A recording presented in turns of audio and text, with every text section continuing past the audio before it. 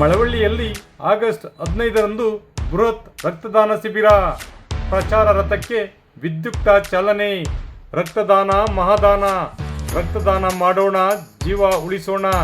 ಸರ್ಕಾರಿ ವಕೀಲರಾದ ಎಂ.ಎಸ್. ಶ್ರೀಕಂಠಸ್ವಾಮಿ ಕರೆ.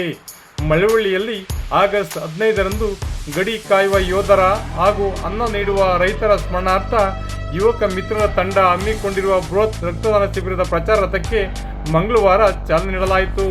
ಪಟ್ಟಣದ ಇತಿಹಾಸ ಪ್ರಸಿದ್ಧ ಶ್ರೀ ಗಂಗಾಧರ ಸ್ವಾಮಿ ದೇವಸ್ಥಾನದ ಆವರಣದಲ್ಲಿ ಆಯೋಜಿತ ಕಾರ್ಯಕ್ರಮದಲ್ಲಿ ತಾಲೂಕಿನ ಪ್ರತಿ ಹಳ್ಳಿಯಲ್ಲೂ ಸಂಚಾರ ನಡೆಸಿ ರಕ್ತದಾನದ ಬಗ್ಗೆ ಜಾಗೃತಿ ಮೂಡಿಸಲು ವಿಶೇಷವಾಗಿ ಸಿದ್ಧಗೊಳಿಸುವ ಪ್ರಚಾರ ರಥಕ್ಕೆ ವಿಶೇಷ ಪೂಜೆ ಸಲ್ಲಿಸಿ ಚಾಲನೆ ನೀಡಲಾಯಿತು. ಕಾರ್ಯಕ್ರಮದಲ್ಲಿ ರೈತ ಮುಖಂಡರು, ಮಳವಳ್ಳಿ ಯುವಕ ತಂಡದ ಸ್ವಯಂ ಸೇವಕರು ಬಾವುಟ ತೋರಿಸುವ ಮೂಲಕ ಚಾಲನೆ ನೀಡಿದರು. ಕಾರ್ಯಕ್ರಮದಲ್ಲಿ ಅಪಾರ ಸರ್ಕಾರಿ ವಕೀಲ ಎಂ.ಎಸ್. ಶ್ರೀಕಂಠಸ್ವಾಮಿ ಮಾತನಾಡಿ, ಇದೊಂದು ಮಾನವೀಯತೆಯ ನೆಲೆಯಲ್ಲಿ ನಡೆಯುತ್ತಿರುವ ಬೃಹತ್ ರಕ್ತದಾನ ಶಿಬಿರವಾಗಿದೆ. ರಕ್ತದಾನ ಮಾಡುವುದರಿಂದ ಇನ್ನೊಂದು ಜೀವ ಉಳಿಸಿದ ಪುಣ್ಯ ರಕ್ತದಾನಿಗೆ ಸಿಗಲಿದೆ. ರಕ್ತದಾನದಿಂದ ಅವರ ಆರೋಗ್ಯ ಉತ್ತಮವಾಗಲಿದೆ.